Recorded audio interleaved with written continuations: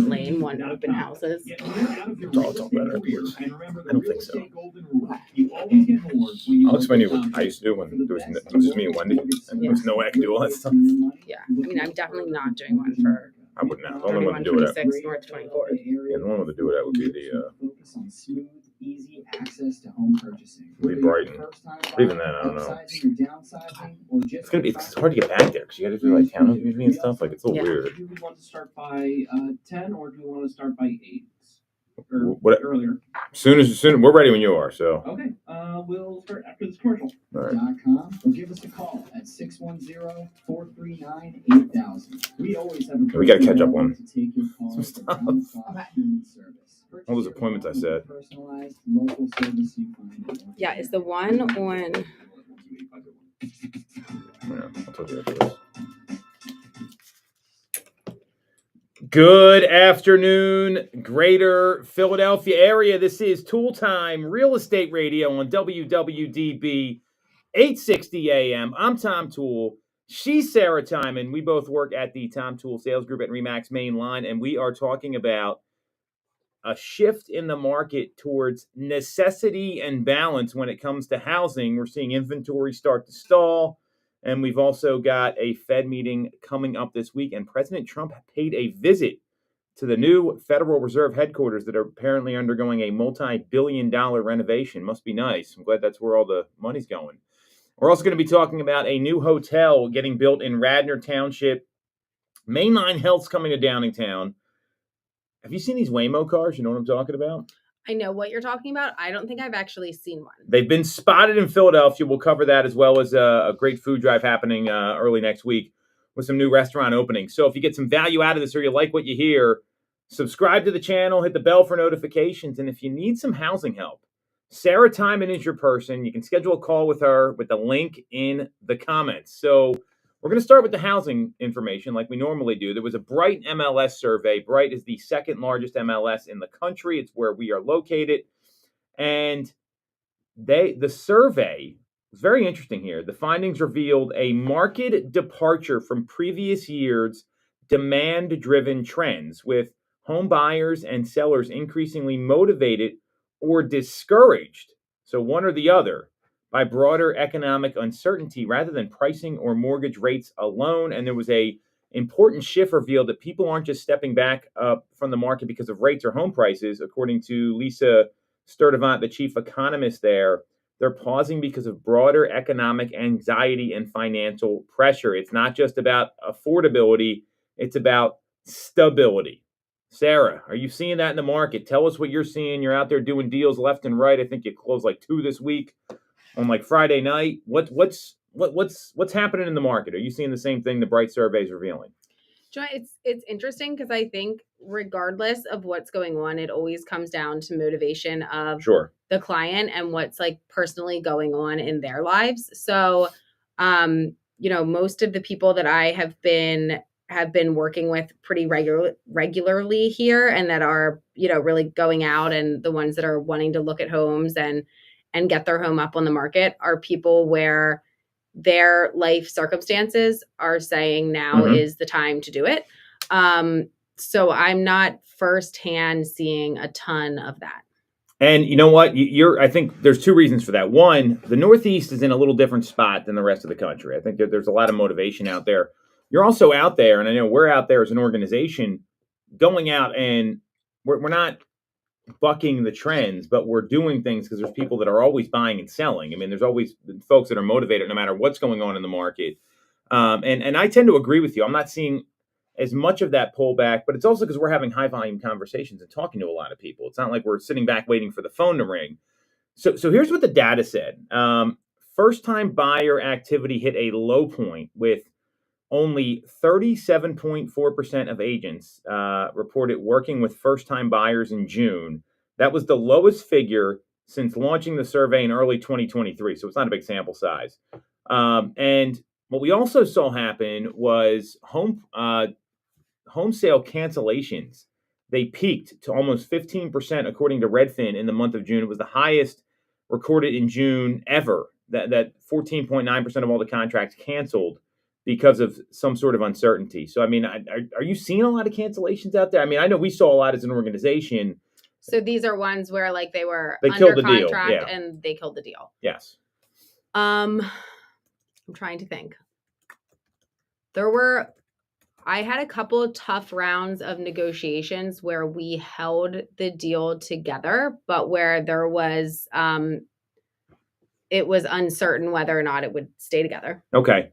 And I would attribute the reason that it stayed together. I remember we talked about this right at the beginning of July, and it's because of your skill set holding it together. Like, was it difficult doing that? Like, what are some of the things you had to go through to keep these sales from falling apart? Because the first sign of uncertainty is people backing out and getting cold feet, right? They're under contract. They know they don't have to commit. So what did you have to do to keep some of these things together? The one of the ones that I'm particularly thinking of was actually that I had the seller, not the Sure. buyer. Either way. So, kind of going through what was being requested, what does that do to their bottom line? I think a lot of times as, people get frustrated when it's easy to see just your side of something. So kind of, zooming out a little bit, showing where the other side is at, but then also like presenting them with the options. And one option is always to say, no, we're not doing any of that. Feel free to walk. And that was an option that we discussed. And we got it right to the line of where they were, willing to stay in it. But yeah, just kind of like talking through what happens if with each one of the scenarios, and then like what the next step beyond that is. So like certainly like it is an option to terminate, and then or like to not, just to say no. And then what is the next step after that, and the step after that, because you want to give them not just like what the options are, but like the way that each option can like potentially play out. Well, that's really smart, because some people they just get nervous and want to get out, but then they're not thinking about what happens next. Like, where are you moving to? What's going on? So that's why you have to paint these scenarios, and it's not easy. And you have to say, well, here's one option, let's kill it. And that takes all the anxiety out of it. That's a really smart thing to do, because some people think real estate agents are always going to push these sales forward, but that's not necessarily the best thing to do in some cases. Are you seeing more inspections having to get really negotiated? Because that's a skill set I'm clear most agents are weak on, given just their tenure in the industry and what happened 4 or 5 years ago. Yeah, I'd say all of the deals that I have gotten under contract, whether I have the buyer or the seller, in the last 6 weeks have had inspections as part of the contract.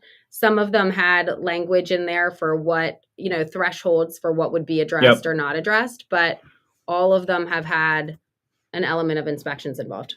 Yeah, and I think that's, when I look at the term, we get termination notices filled out for every time someone kills a deal. Sometimes they're like, oh, the house had mold, the house had all this, but you can usually tell that stuff when you're there. So I think agents need to be a little more careful, especially with this uncertainty, because, the market is changing, that it is very needs-based. You said it right at the beginning.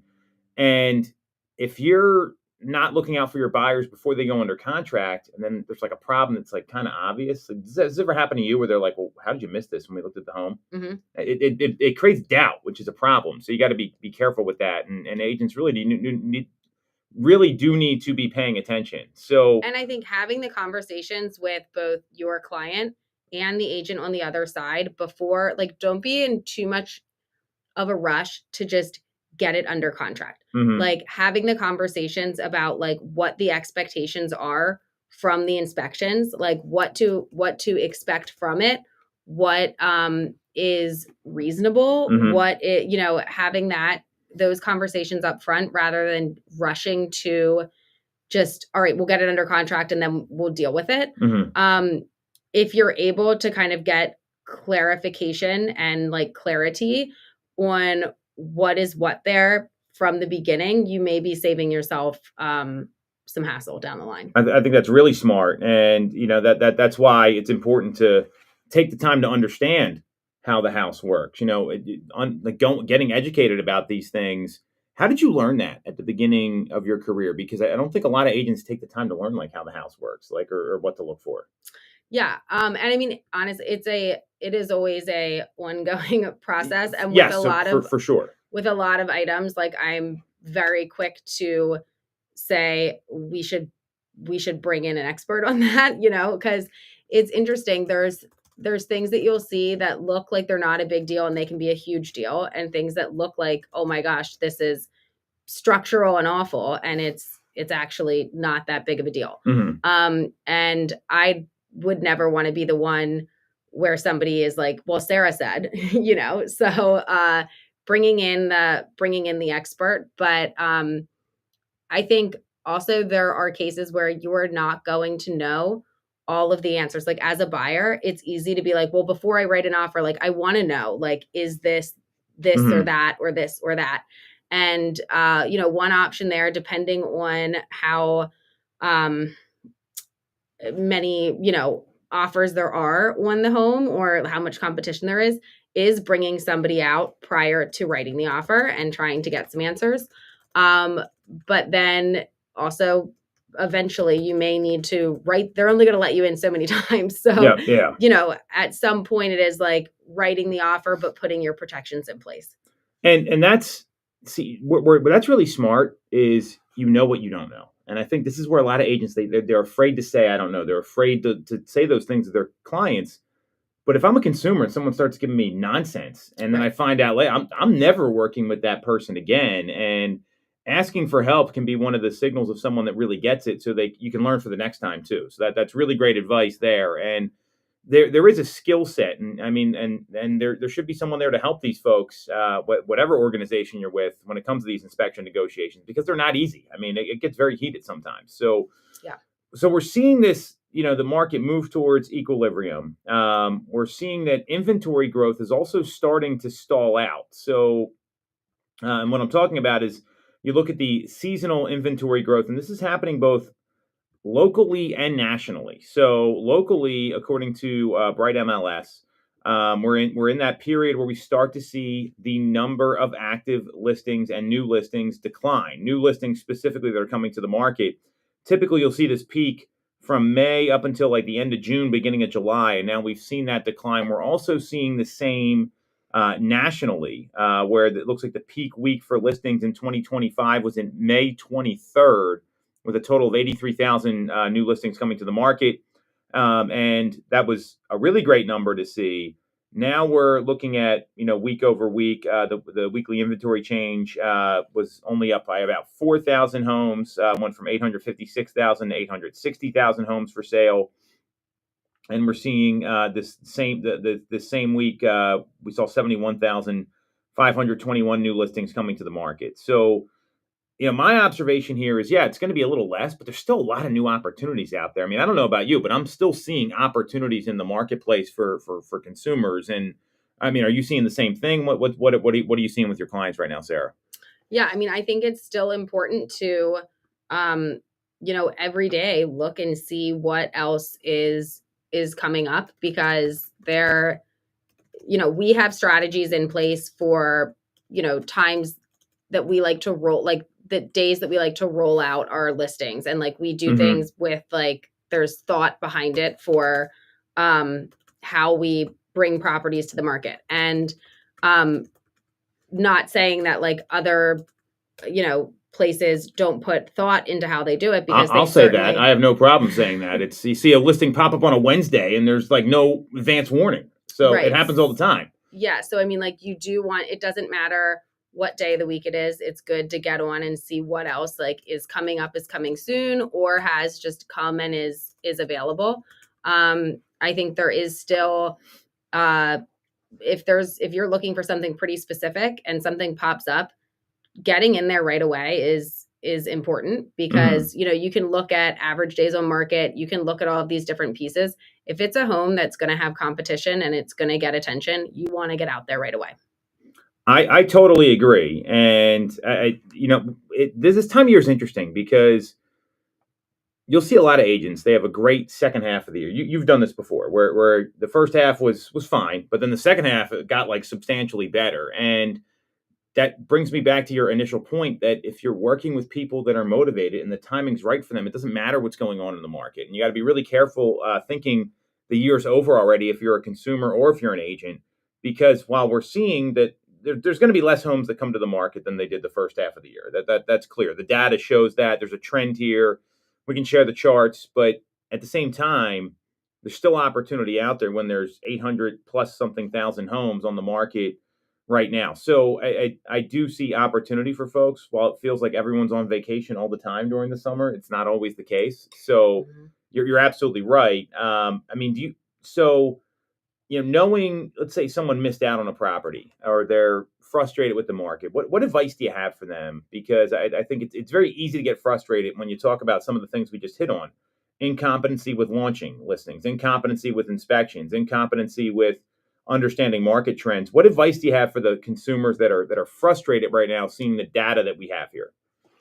Yeah, I mean, I think my general advice is, to stay in it and learn from what's happened in the past, and depending on what their frustrations are, really kind of learning from them. So if it's that things went under contract before they were able to get out and see it, well, now, we know that we need to, if there's a property that really looks like it could be a good fit, carving out the time to make sure to get out there, maybe needs to like bump up a little bit on the priority list. If it is a situation of, we just weren't writing competitive enough offers, where can we strengthen them? And there's only so much that you can do, but what's in our control and what can we do about that? If it's a lack of being able to find what you're looking for, is there something that we can do to the criteria where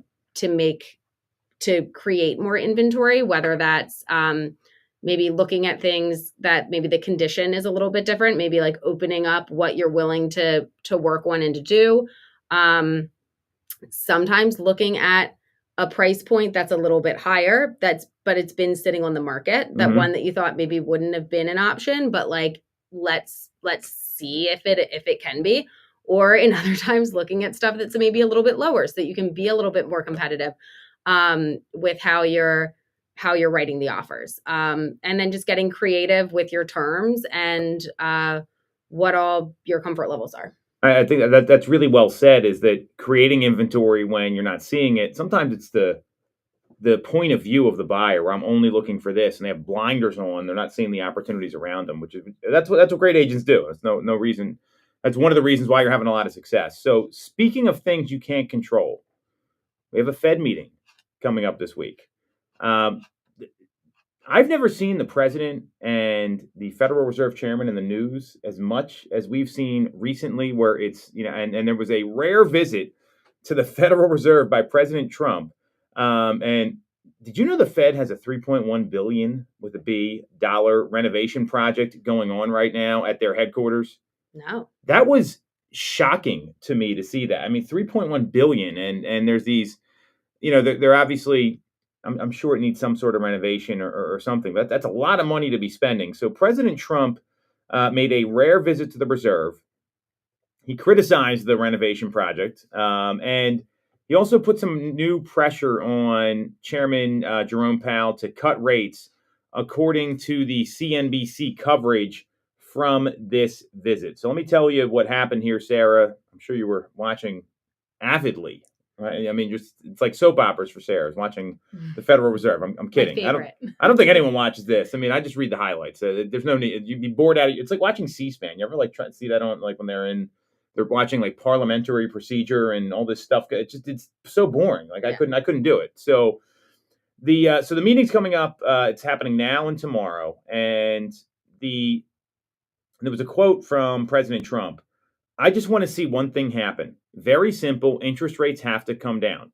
As he left the Fed building, reporters asked President Trump a ton of questions, and more than one had to do with firing Jerome Powell. There was actually a fake letter that was getting circulated. I had a lender send this to me, and I'll show you this letter. It was addressed like, Mr. President, the White House was the address. And I was like, you got to read this stuff before you send this to people. But there's been rumors he was going to step down last week. And obviously people were faking everyone out on the internet.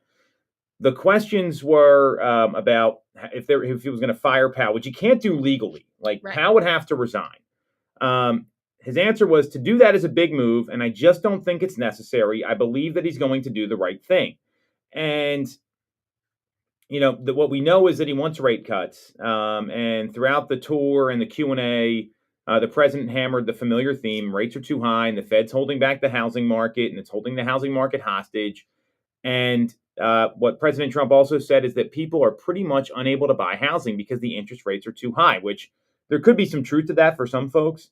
He argued that the U.S., as the world's strongest economy, should have the lowest interest rates globally. They should have the lowest interest rate of any country, and we don't. Every point is worth $365 billion. I'm sure there's some math behind that. I'm not doing it. Me neither. All right, good. So we're on the same page here. That's why we're a good team. And then he linked high borrowing costs directly to stalled housing demand, especially among first-time home buyers, and said wonderful young couples starting off, they can't get a mortgage because the rates are too high. So what do you think about all these quotes? I mean, it's clear he's backing off of Powell for now, and said it wasn't necessary to fire him, even though he can't. What do you think about all this ahead of the meeting, Sarah? What's your reaction to these quotes after the Fed renovation tour?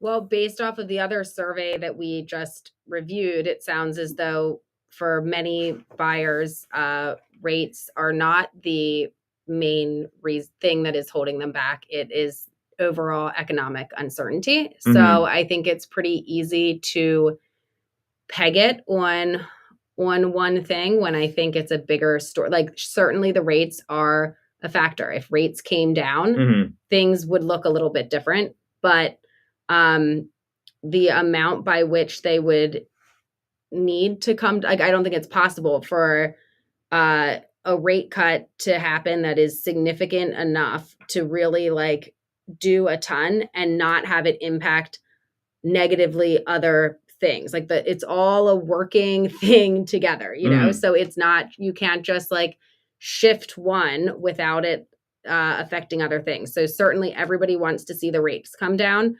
I think pinning it all on if the rates came down, everything would be better. According to other surveys, that doesn't seem to be what the general public thinks. Well, and you bring up a good point, because just because if they were to cut rates here, now that has way bigger impact on the economy than anything else. It's not doesn't mean mortgage rates are going to come down. Like that's the thing here. And the markets, I believe, have priced in the 2 rate cuts before the end of the year already, which are likely to be a 25 basis point cut in September and then another cut in December, which is what they said all along last year. We talked about it on the show. Now, this next meeting's interesting because they're not going to release any new economic projections or the dot plot, which is every governor's opinion of what should happen with rates. It's basically like a graph that shows what they think. It's anonymous, except some of these people are now speaking out. So I don't think we're going to hear any comments about a policy shift until August, when they go to Jackson Hole and they have their big. Wouldn't it be great to go to like Jackson Hole in August? Like that sounds so nice right now in all this heat. Yeah. But that's where the Fed's going to be. They have there's a Jerome Powell keynote on August 22nd. And last year, Jerome Powell used his Jackson Hole speech to hint at the September cut, and he could do the same this year, especially with all these inflation pressures and labor markets risks still in play. So I agree with you. I don't think anything's going to really make a difference here. It does sound like Trump's backing off now. I think we're probably going to get the 2 cuts that were promised, but there's other stuff happening with the economy. So let me break down what I see happening, and then you can react to this, Sarah. So there's kind of mixed signals and slower growth, which I think we're on the same page there. GDP struggling to regain momentum. Growth is softening, right? So Q1 GDP, gross domestic product, showed a 0.5% contraction. Q2 estimates are closer to 2.5% up, but that bounce reflects a reversal of distortions in Q1 because the data is always screwed up. Unemployment's inching up, and inflation, while it's softened, I don't think it's done yet. We saw it rise a little bit. So I think this is what people are nervous about more than anything else. Mm-hmm. Yeah, absolutely. So do you have clients that like bring this stuff up to you, or I mean, you're so focused on working with the motivated ones, it doesn't seem like that's really as much of an issue. But does this ever come up? It does occasionally. And there's always a level of uncertainty for what's going to happen next. So, just kind of figuring out big picture, what does this move mean for you? How does it, and like putting in a buffer for uncertainty, I guess. Yeah, and I look at this for the people that want to transact. I see some opportunity because if there's not going to be any moves until September, and we still got August 22nd, that's basically a month away at this point. They got 3 weeks, and then like you get like Labor Day and back to school. So if I'm a buyer right now, and I feel like I've been getting beat up all year, and we know there's a lot of them, this might be the window for you to get what you want and be able to find a home that's going to work for you. And for sellers who need to go find a home, I think it's the same window of opportunity. And if you can find the home first, and you can put your home on the market maybe like September 1st or 2nd, right after Labor Day, that would be the game plan right now. If you have the ability to do that, I think it makes a lot of sense. Obviously, your situation, you said it right at the beginning. Your situation should govern the decisions you make, but there's some opportunity out here right now for people that are thinking a little ahead of the game. I mean, that's my view on this, because you never want to be a buyer when everyone else is buying. You want to be a buyer when maybe some people aren't. I mean, just like that COVID shit. Think about all the people that bought like right when like COVID happened. Like they're happy right now. Yeah. They're feeling pretty good. Well, and then I guess like for timing for listing and stuff, I don't know when all the different like school districts start. It's usually the last week of August or the first week of September. It depends. I just know this stuff from talking to people at the office, to be very honest with you. Because you may still there could still be people out there that are looking to register their kids for school. It wouldn't need to settle by then, but to get under contract, depending on what type of home you have, and just like thinking about, when is it best to list? Like you could have a group of very motivated buyers in the next few weeks that very much want to get into a certain school district to get their kids registered. And that time is that window is closing, but it hasn't closed yet. Yeah. And that is a great point, because a lot of folks don't know this. I mean, I've been in meetings with you. We tell people, hey, you don't need to settle on the home to get your kids registered for school. And it's like, whoa, it's shocking to me how few people know this. And, as a parent, I know how stressful it is registering your kids for school. As an agent, I know people they'll even drive their kids like the first month or two. They don't care. They just want them to get integrated with the right people in the class they're going to be in to make their kids comfortable. Well, and the last thing you want to do is like a month into, because you're almost then at a window of like, if you don't, depending on what grade or like how old your kids are. I think there is some sense to, if you can't get them in at the beginning of the year, that almost puts you in, if most of the schools here are basically split into like a fall and a spring semester, it may make sense to not have them into the next school until the next semester, just because like a month in that's a tricky time to do that switch.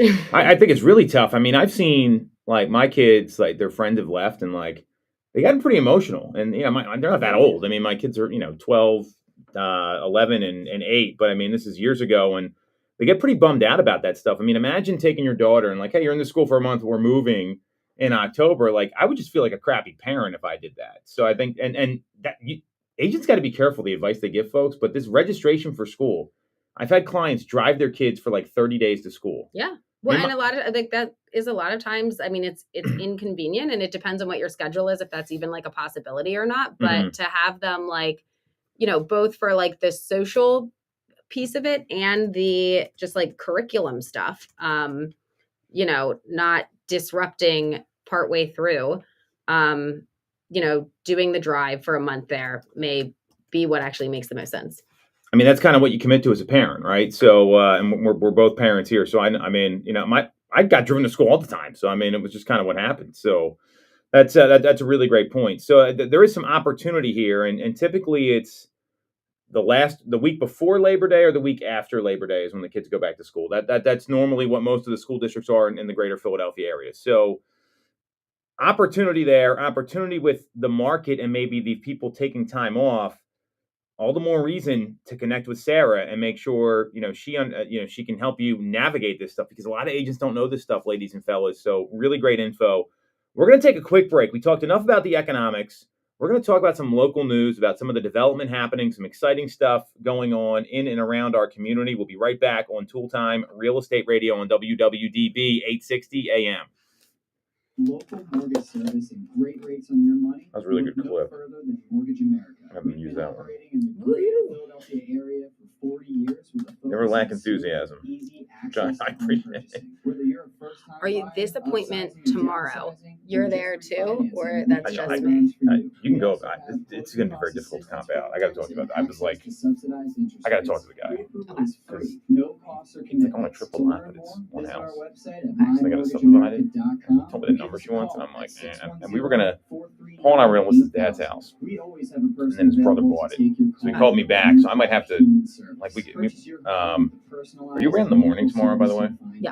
I got another one at 11 in Arbor if you want to come too. Okay. All right. So there's all the stuff I got to talk to you about. Yeah. Visit the Sutera team across. That one's a little early, but he got referred to me by another client. So Pennsylvania lending it was a good one. Loans that fit nearly any unique home-buying situation, I don't. including first-time buyer Told me what they want. low to no down Say, payment and options, and I don't think it's close. So, Get a free But approval now at CCN. like his in-laws moving out of there like forever, huh? Like so. Yeah. It's not like a bad. SUTERA at Cross Country Mortgage. When it's time to I don't know if it's gonna be good if I don't go. Is what I'm saying. Gotcha. It's been like, I mean, I was talking to the guy's dad for like 7 years. Yeah. But this is like a definite set. Oh yeah, no, they're in. Yeah, we just gotta. Yeah. I gotta qualify them a little bit. Like I couldn't even. I just spent time doing the comp. I'm gonna do them tonight. I got the package here, but I'll just print them out myself. We got the one next Tuesday. No one knows greater That Philly one's better stressing than me we out. do. Sounds Real exciting, estate, but more importantly, we're real people. We it's hire the best agents and we give it's them the one all we were the tools to texting about succeed. on. Yeah. Even our brand new Saturday. agents sell 17 to 24 homes a year because Working our on team here, delivers Sarah. the That's best what I do. experience in real estate. Teams deliver a better experience in individuals, and we're a top 1% real estate team in the country. We got to talk about what's her AAA face too. service. We're your advocate, ally, and advisor. Her Because house, this isn't a when you transaction sold to on us. Musket. It's a relationship. If you're buying or selling a home, call the Tom Toole sales. I think we want to wait till the Remax inspection main is done line to bring it at up. That would be. 610 I already talked to her about this morning. 6976. Atta girl. Visit TomToole.com. I like it. That's TomToole.com. Gotta get her. Sell your home for Hold on. more, I and don't remember wanna the say real it. estate Yeah. golden rule. You always get more Oh my when you work with Tom Toole. All right. Welcome back to Toole Time Real Estate Radio on WWDB 860 AM. I'm Tom Toole. She's Sarah Timon. We both work at the Tom Toole Sales Group at Remax Mainline, the #1 Remax team in Pennsylvania since 2018. And there are some exciting things happening in our local community here. We got a great guest coming on, hopefully in a couple weeks, I think. I know there was we were on a call yesterday about some of the new things coming to the suburban Philadelphia market.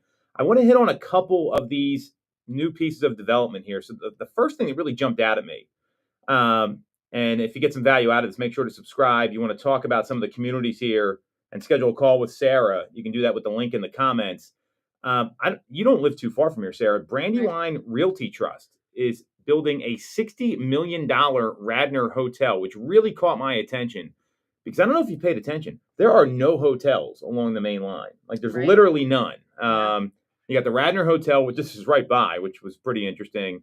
You've got the hotel at the Ironworks in Bala, which is all the way like literally on the edge of the city and Lower Merion Township, and there's nothing there. So Brandywine Realty Trust, they're constructing a 121-room hotel in Radnor.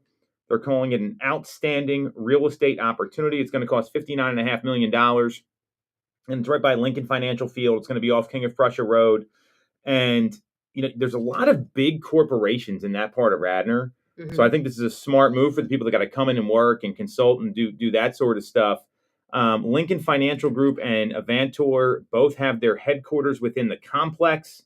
I think this is a great thing. What do you think about this hotel development? Because that's like kind of a weird area of Radnor there. You got like the high school, you got the Radnor hotels there, and then there's like there's like a shopping center, and that's about it. So what do you think about this? Yeah, I mean, you're kind of, if it's where I'm gonna click on Here's the map. Yeah. Yeah, let me see. That's So right. yeah, you're kind of like you're like in an in-between area, kind of, Mhm. right? So you know, but I mean, not everybody for the hotel is going to need like walkability to everything. And I guess if they're kind of centering it around where their offices and stuff are, like, I don't know who the targeted clientele would be, if it's people that are coming for like work or if it's, you know, what is what, but you would be a quick Uber. I mean, actually from there, I think you've got sidewalks and stuff. So you would be able to walk to some places. It would be a little bit of a further walk, or you're like a quick Uber to a number of places. You're also right by Villanova. So I don't know if like maybe for parents coming in town to visit kids, I don't know where they currently stay. Well, so there's the Inn at Villanova, and that's about it. That's a very small hotel. We had an event there a couple years ago, and they're saying this hotel is going to have a mid-2026 delivery date, which coincides with the 250th birthday of the U.S. Go USA, the World Cup, the MLB All-Star Game, the PGA Championship at Aronimink, and they're also building another. There's going to be the Borscht Hotel down in Center City as well. So I just think the problem is, like, if you want to. So we had that dinner with Realtor.com a couple weeks ago, right? And they stayed all the way downtown because there wasn't any hotels that made sense for them. It took them like 45 minutes to come meet us. Yeah. There's just not a lot of places to go. So I think this is going to be good. I don't think you need a ton of these, but it's not just Villanova. There's 7 different colleges within a 5-mile radius. And from the surrounding office tenants, I mean, they're anticipating a 10% rate of return on this hotel. And I know the Radnor Hotel just did a lot of renovations. Like, they redid the facade, they put a new restaurant in, and they're saying 25% of the hotel demand is going to come from the tenant base just in the building alone, which is, I mean, that's a good, I guess, starting point here. What are they naming it? That I don't know. Because it's not like a chain hotel. Right? No. So I think it's going to be more like the Radnor Hotel, like a one-off, or something smaller. So, I think that the point is that there's a lot of folks that need to come out and visit companies and different things, and they don't want to stay in the city. I mean, it's a pain in the butt just getting in and out. And with this looming SEPTA cut that's happened, all of a sudden the Radnor train station could be irrelevant. I mean, I don't think that's going to happen. By the way, I think they're going to come through and figure out a way to work that budget. Yeah. What's your take on that? Do you think SEPTA is really going to get shut down and cut all these rail lines? I don't think so. If they did, that would be insane. Yeah, I don't think that'll happen. And they're supposed to get. I don't have anything to back that up with. No, I agree with you. Other than just like, I don't think so. Well, and think about the amount of people that move to the main line in this area, with to be by the train, so that they can commute. Yeah, it would cause problems. I think it would cause a lot of problems. I just don't see how that could happen. And then that line is one of the prominent lines there. So I agree with you. I don't think that's going to happen. So I think, I guess, like, if anything, maybe they would like reduce number of stops or something. They're cutting service for the whole line. Oh. Under the current plan, they got a month to figure this out. I think there's going to be some like nonsense. Government deal that comes in. Yeah. Like, all of a sudden, the 11th hour, Josh Shapiro comes in and he's like, "Oh, I saved the day." I would, if I could bet on that, that would be a juicy bet, because I think you'd make some money on it. Yeah.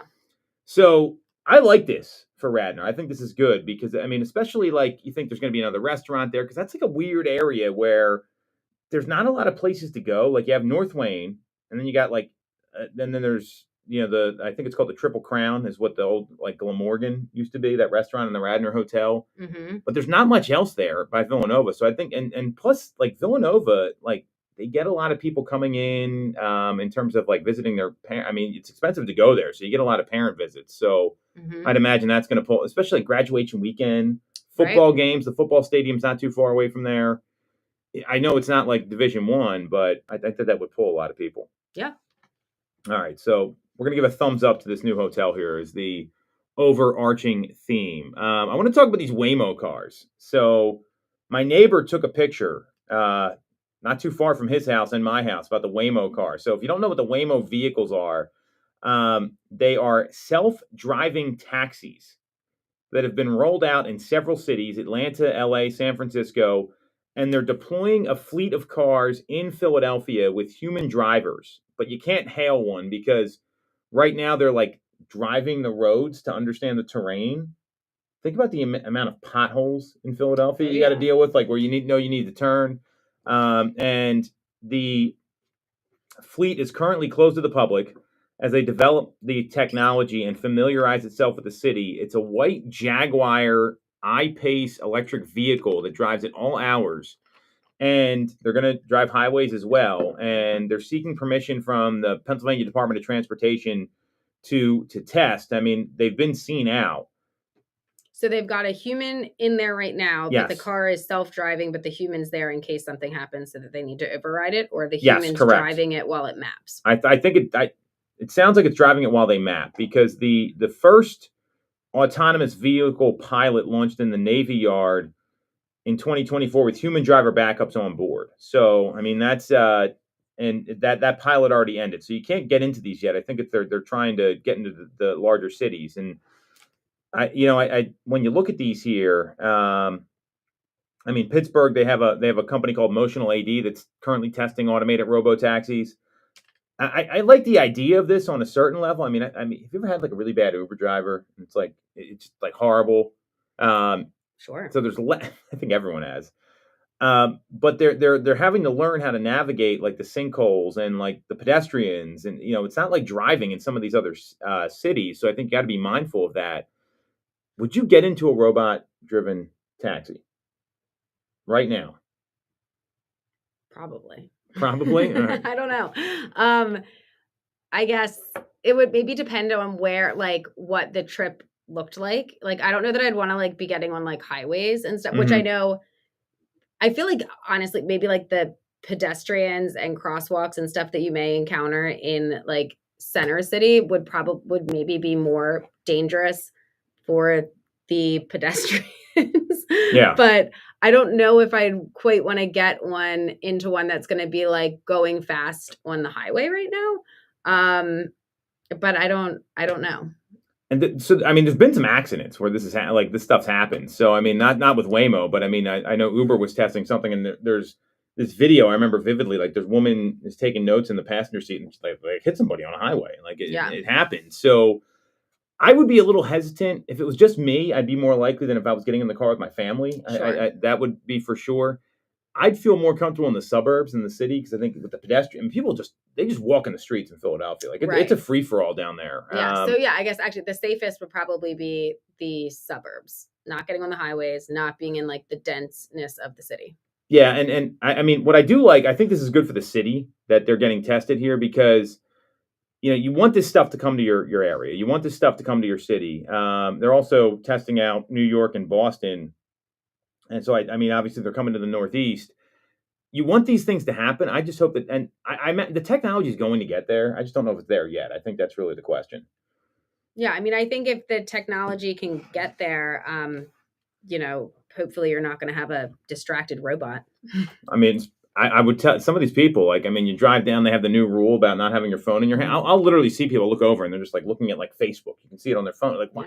You don't need to do that in your car. You can't wait. Like, is it that important? Yeah. I don't think so.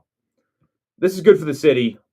I hope there's not a whole lot of accidents, I think is the thing. So there's also, I wanted to point out, there's a new company, or it's a fast casual restaurant. It's called Dig In. Clever name. Yeah. Like the Dig In, like it's like a hotel. So they're opening 2 locations in Ardmore and Jenkintown. And what I love that they're doing, it's if you look at the company, I mean, you can go, I think their website's digin.com. Let me pull it up here. Yeah, it's digin.com. So it's seasonal food done right. Like they have, they'll have like barbecue food. They got like Nashville hot chicken, like all this stuff. Looks delicious. Let's see what it looks like when it gets there. Because have you seen this company Wonder that's come to the area? No. So they have all these like celebrity chefs and it's like prepackaged food. I've heard the food is horrible. Like the reviews are god awful on social media. This looks a little different, and it's a more local company. And they're opening up so right now they have 2 locations in center. There's some in New York. There's a couple in Center City that are there, and they're opening Ardmore and Jenkintown. What I love that they're doing, because right now they're in Rittenhouse and University City.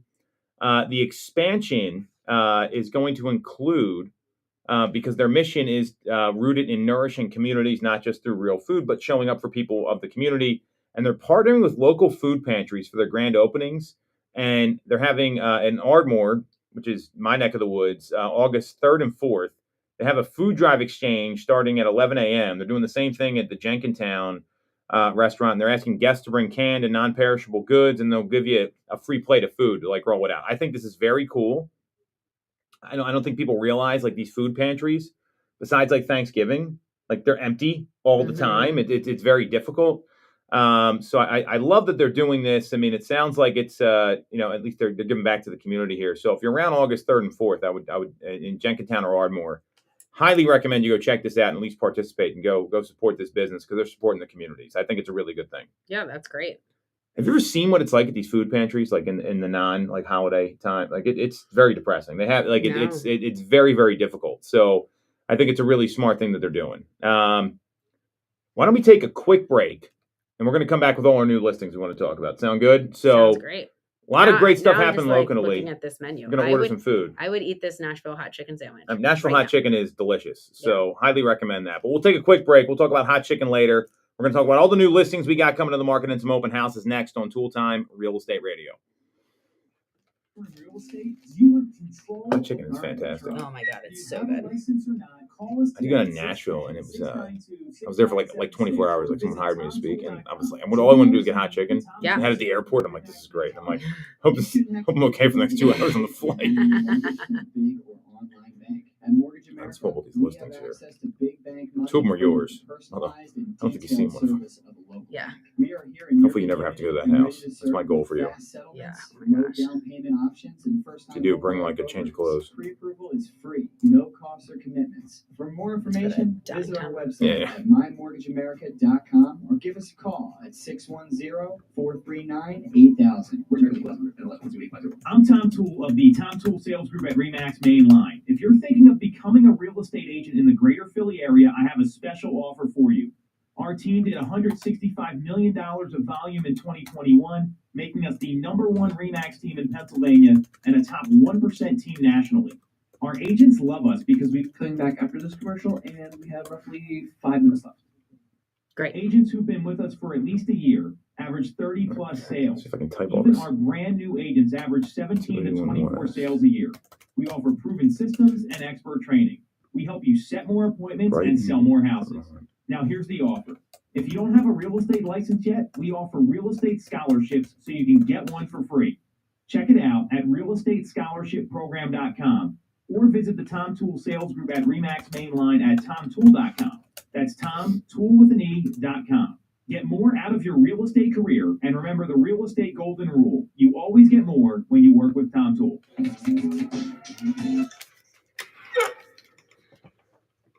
All right, welcome back to Toole Time Real Estate Radio on WWDB 860 AM. I'm Tom Toole.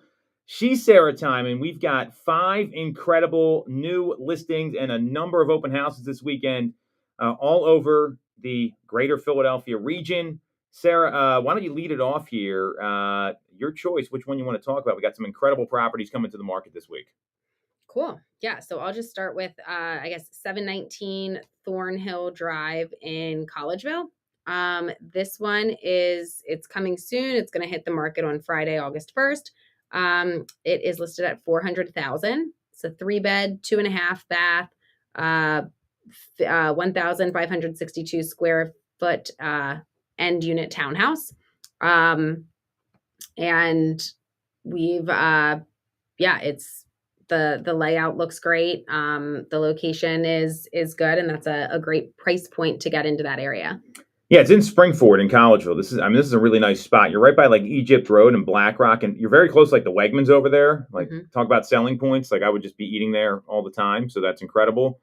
Great property, $400,000. That's going to be open this Saturday as well. I believe it's at 11 to 1, but we'll confirm the time there. That's going to be open on Saturday to take a look. So great opportunity out in Collegeville. The next property we got listed, I'm excited for this home for whoever buys it. It's at 406 Brighton Circle in Devon. It's right by Jenkins Arboretum off Devon State Road. It's a 4,000 square foot single family home in Tredeffern Easttown. Homes like this is very unique because not only Sarah and I have both been in the home. She's taken the lead on this here. It's got 0.8 of an acre lot. It's got this wide open floor plan, but it's also part of a HOA where you get all the exterior maintenance taken care of. So you're not dealing with all. It feels like you're in a lot bigger of a lot than the 8/10 of an acre. It's 5 beds, 4.5 baths. It's got a finished basement. Literally minutes from everything you need in Devon. But it's in that cool part of Devon between 252 and before you get to Conestoga Road. So it's very wooded back there. Really, really nice. And that's going to be offered at $1.495 million. And that's being shown by appointment. So you want to see this one. We got a link. Click on it. Sarah can get you in there. Great property. 406 Brighton Circle in Devon, $1.495 million. Yeah. We've got another one coming up here in Springfield, 281 West Ave. This one's being offered at $599. It is a single family home, 4-bed, 2-bath, 2,558 square feet. You're in the Springfield School District. And this one is also, it's hitting the market on Friday. We've got an open house coming up here on Sunday, August 3rd from 1 to 3. Great opportunity to get in here into this community. Yeah, this is a really nice part of Springfield. It's right off Baltimore Pike, but you're also like not on Baltimore Pike, and it's literally it's in between Springfield Road. Really great spot, nice looking house there, and that's going to be open on the 3rd, which is Sunday from 1 to 3. We've also got another property hitting the market. Sarah, I'll let you handle the last one here. A lot of these are Sarah's listings, by the way. Nice job. And so this is at 1114 Vermont Lane in Downingtown. So this is one of the more affordable single-family homes you're going to find. And it's a 3-bed, 2.5-bath property, $415,000. It's got an attached garage, 1,200 square feet. The basement is partially finished as well, and it backs up to all this open space. It's a really great spot. It's got a 3-car driveway, 1-car garage.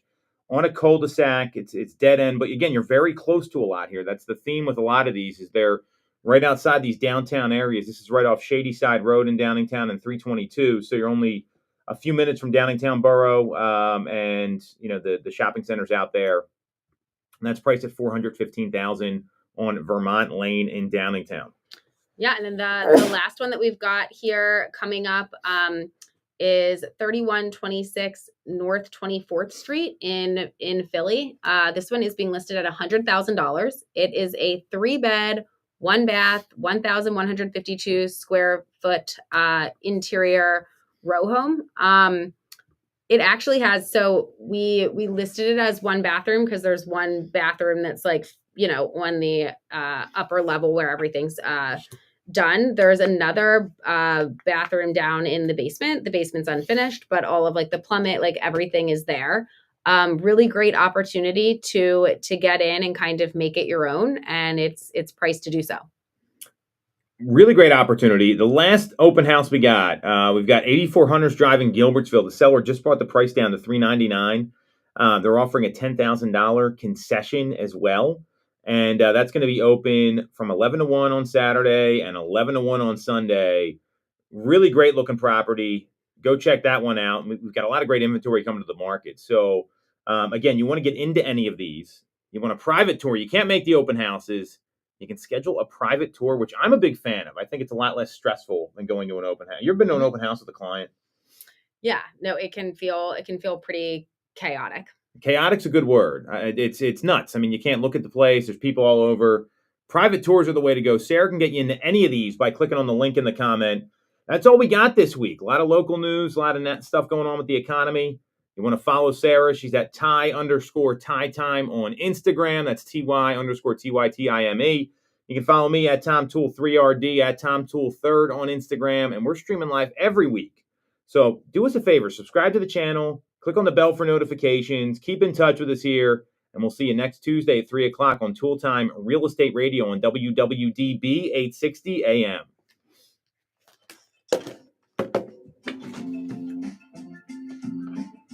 Okay.